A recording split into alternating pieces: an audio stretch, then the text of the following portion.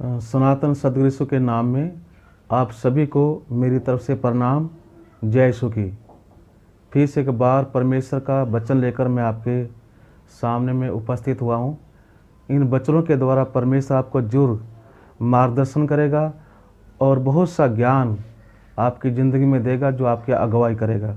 और मेरे साथ में खोलेंगे भजन संहिता उसका 121, जो बाइबल जो मुक्ति वेद है, जो परमेश्वर का वचन है, वो परमेश्वर का वचन जो है 121 में भजन संहिता में 1 में लिखा है, परमेश्वर हमारा रक्षक है।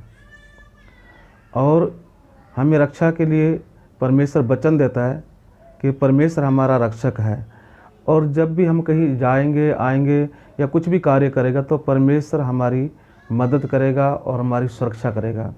तो ऐसा परमेश्वर है जो हमें वादा करता है और वचन देता है। वचन में लिखा है, मैं अपनी आंखें पर्वतों की ओर लगाऊंगा, मुझे सहायता कहाँ से मिलेगी।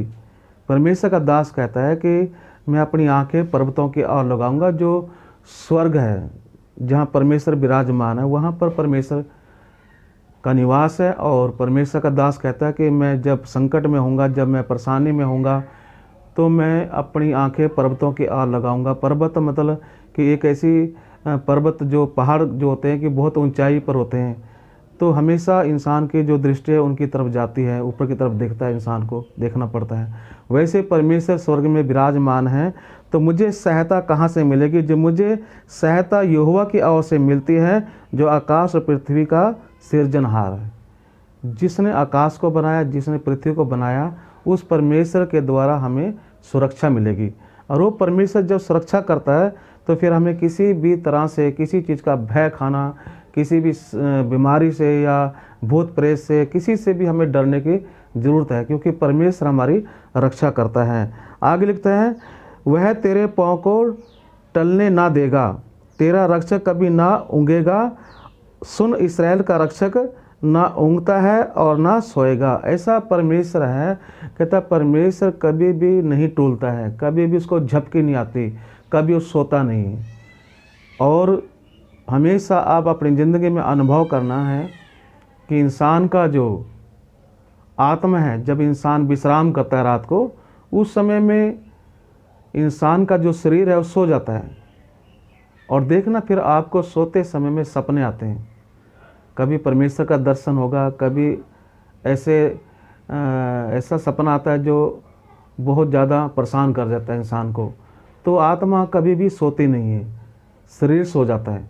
उसी तरह परमेश्वर कभी नहीं झपकी लेता है और कभी नहीं सोता है। वैसे ही इंसान के अंदर में जो आत्मा है कभी सोती नहीं है, शरीर सोता है, विश्राम में जाता है।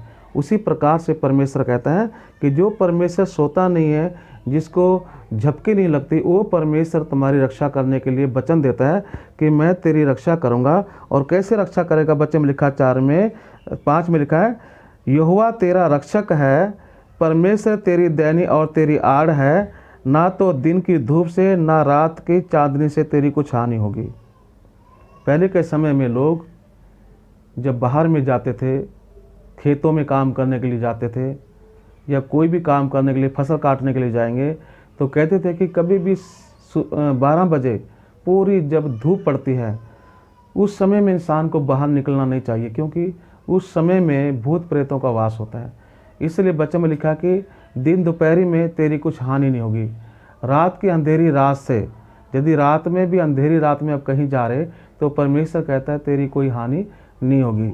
आप रात को भी कहीं भी जा सकते हो, दिन दोपहर में भी कहीं जा सकते हैं। तो परमेश्वर का वचन कहता है, यहोवा तेरा रक्षक है, यहोवा तेरी दैनी और तेरी आड़ है, ना तो दिन की धूप से ना रात की चांदनी से कुछ तेरी हानि होगी।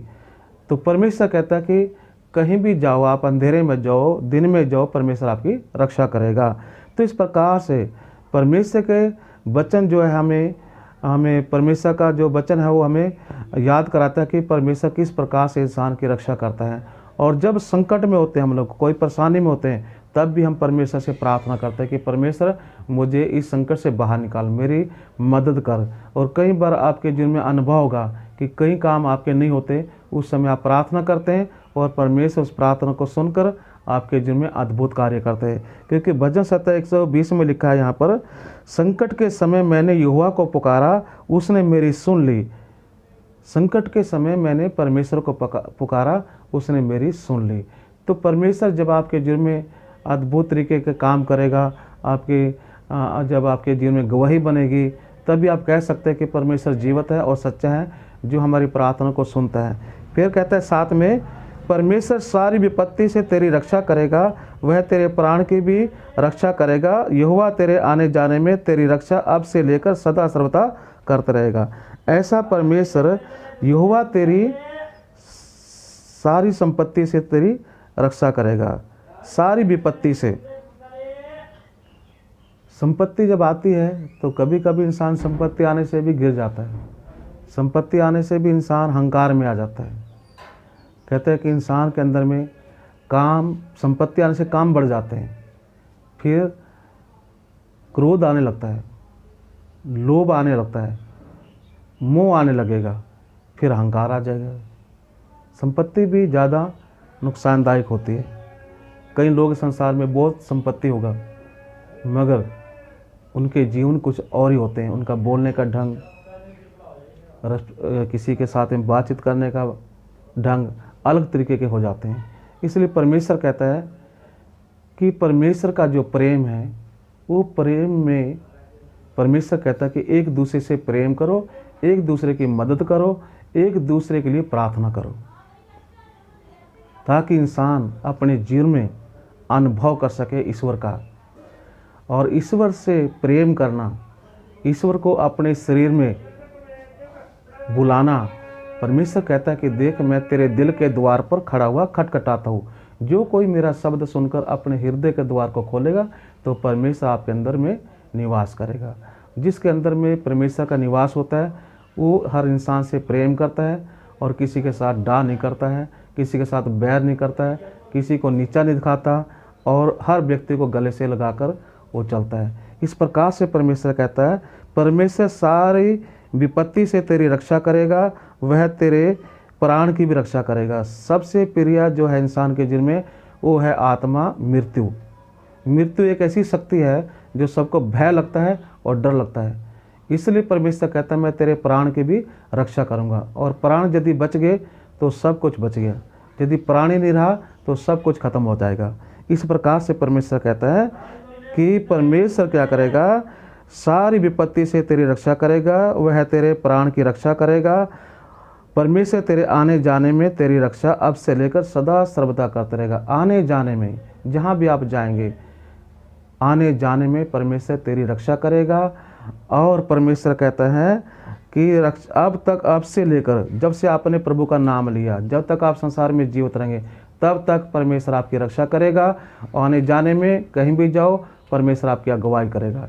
इस तरीके से परमेश्वर आपकी ज़िंदगी में काम करेगा, प्रार्थना के द्वारा, वचन पढ़ने के द्वारा, और उसके बाद में जब कहीं सफ़र करते हैं उसमें आने जाने के द्वारा तरह तरह के अनुभव परमेश्वर देता है, जिसके द्वारा इंसान भक्ति में बढ़ जाता है और अपने परिवार को, अपने मित्रों को, अपने दोस्तों को और अपने रिश्तेदारों को भी परमेश्वर का वचन सुनाता है। और परमेश्वर उनके जीवन में भी काम करता है। और परमेश्वर को अनुभव से और परमेश्वर का वचन पढ़ने से, प्रार्थना करने से पता लगता है कि वाकई में परमेश्वर है, जिसने आकाश और पृथ्वी को बनाया है, जो इंसान को धरती पर भेजता है और फिर इंसान दोबारा वापस लौटकर परमेश्वर के पास पहुंच जाता है।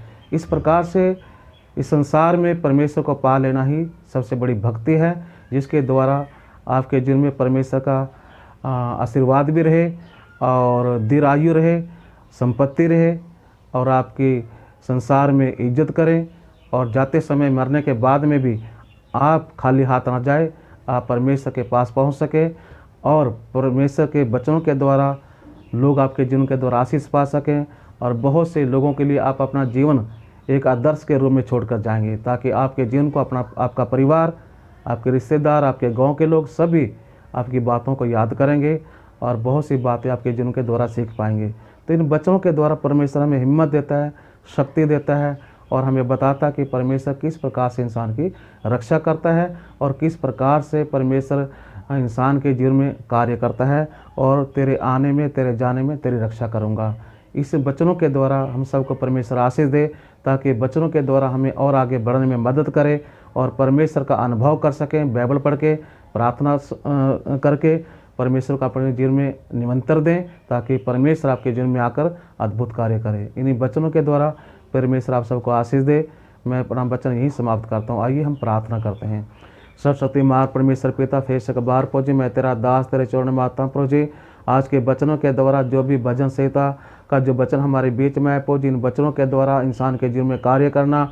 और प्रभु जी ये जो अनुभव आपने दिए प्रभु जी, जो वचन आपने दिया, ये इंसान अपने जीवन में अनुभव करके लागू करके प्रभु जी जान सके कि वाकई में वचन सत्य हैं और सच्चे हैं। माँ परमेश्वर पिता, ताकि इनके जीवन में तेरा वचन कार्य करे प्रभु जी। जो वचन सुनते हैं प्रभु जी, उनके दिल में अगुवाई कर, जब रात को सोते दर्शन दे प्रभु जी।